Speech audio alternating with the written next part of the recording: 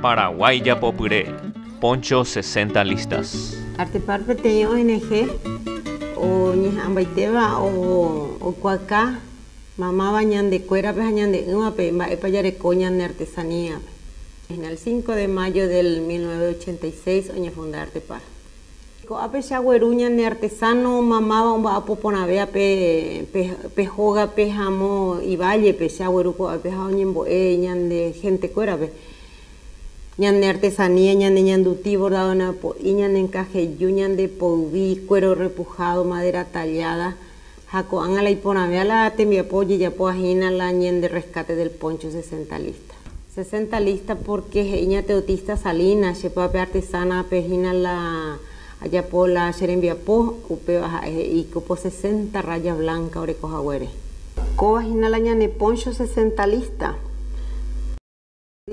60 listas porque oreco 60 rayas blancas.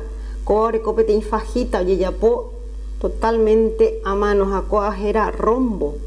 Japea petein tembiapó, oye yapó anabe y teite la portátil y jacuero y purúa petein oña putiara algún alambradores y esas escuelas bien precarios acuera un vapo pero precariedad en base te ponce cosas ne por ambaye peba te coajera fajita a la motivo rombo a la fleco a pea la oye tejea en telar de cintura según ya teotista 60 días y que tuvo opaco trabajo de 8 a 10 horas todos los días agua puedan un vapo pepe o sea veí la oina mola y po ama bahí o que o humedad ya no lleva a poveima.